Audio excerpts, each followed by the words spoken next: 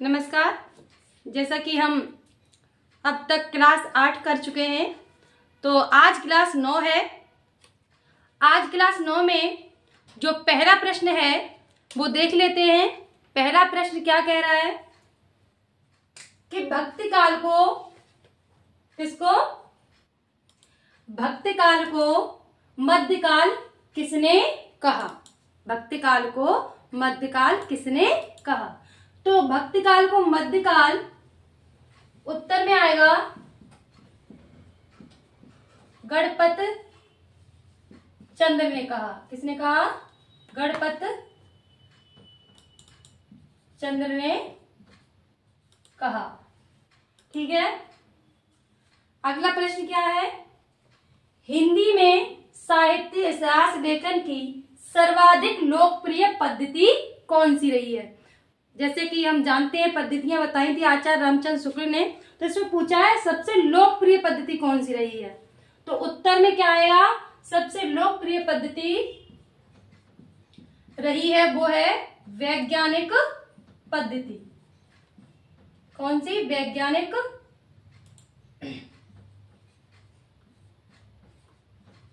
पद्धति। ठीक है। अगला प्रश्न क्या है?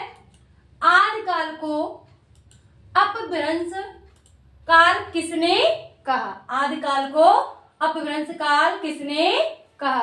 तो आदिकाल को अपभ्रंश काल किसने कहा है? वो कहा है हमारे डॉक्टर बच्चन सिंह ने।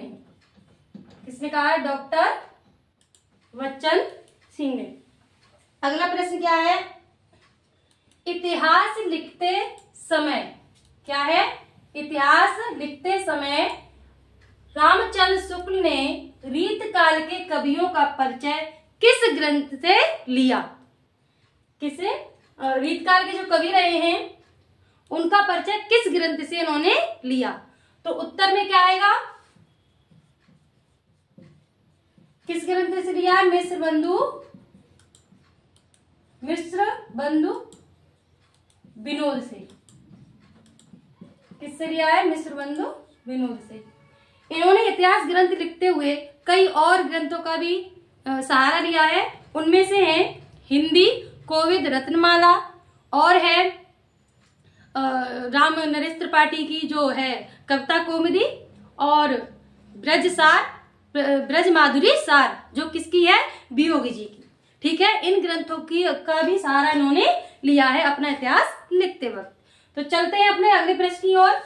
वे पहले व्यक्ति जिन्होंने रामचंद्र शुक्ल की अनेक मान्यताओं को चुनौती दी। परिभाषा क्या है?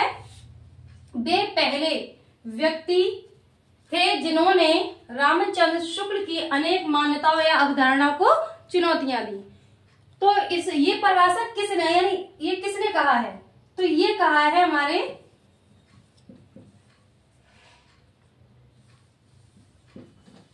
गणपत चंद्र गुप्त ने। ठीक है। किसने कहा है? अब ये बे का अर्थ क्या है? बे का अर्थ क्या है? अर्थात हजारी प्रसाद द्विवेदी जी। क्योंकि आचार्य रामचंद्र शुक्ल ने जो मान्यताएं नहीं, उनको हजारी प्रसाद द्विवेदी ने कई मान्यता को नकारा भी है। जैसे कि आप जानते हैं भक्ति काल को लेकर उनके बीच द्वंद्व भी रहा। ठीक है। तो अगला प्रश्न क्या है? आदिकाल का प्रथम प्रकरण संबंधित है। जो आदिकाल प्रस्तुत किया है उसमें प्रकरण दिए गए हैं। ठीक है। तो प्रथम प्रकरण किससे संबंधित है ये पूछ रहा है। तो उत्तर में क्या आएगा? उत्तर में आएगा ये जो संबंधित है वो है सामान्य परिचय से। किससे? सामान्य परिचय से। ठीक है। अगला प्रश्न क्या है कि आदिकाल को जय काल किसने कहा है? अलग अलग विद्वानों ने आदिकाल को अलग अलग नाम दिए हैं अपनी मान्यताओं के अनुसार। इसीलिए ये प्रश्न क्या पूछ रहा है कि आदिकाल को जय काल किसने कहा? तो उत्तर में क्या आ जाएगा इसका?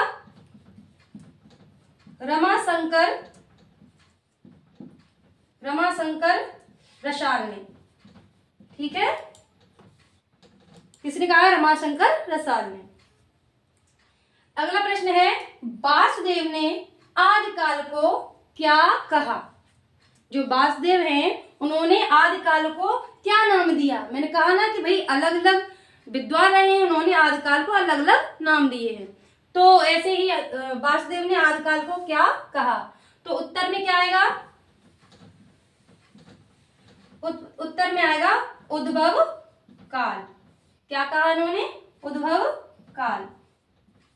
ठीक है, अगला प्रश्न क्या है?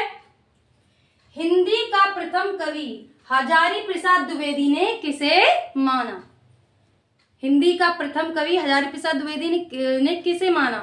जैसे कि क्या है, राहुल शास्त्रात्यायन है, उन्होंने अलग माने, है ना। तो कई विद्वानों ने उन्होंने अलग अलग माने, ऐसे ही हजारी प्रसाद द्विवेदी ने किसे माना? तो उत्तर में क्या आएगा? हजारी प्रसाद द्विवेदी ने हिंदी का प्रथम कवि किसे माना? अब्दुल रहमान को। किसको माना? अब्दुल रहमान को माना इन्होंने। ठीक है, अंतिम प्रश्न और 10वां प्रश्न क्या कह रहा है कि दोहा या दूहा अपभ्रंश का छंद है, उसी प्रकार जिस प्रकार गाथा प्राकृत का अपना छंद है। यह परिभाषा किसने दी? यह परिभाषा किसने दी? तो ये परिभाषा किसने दी है? वो है हजारी प्रसाद द्विवेदी।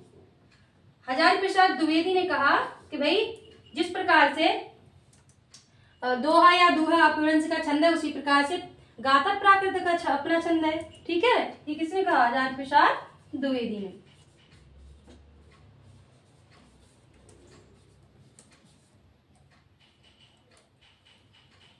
तो आज की क्लास को हम यहीं समाप्त करते हैं।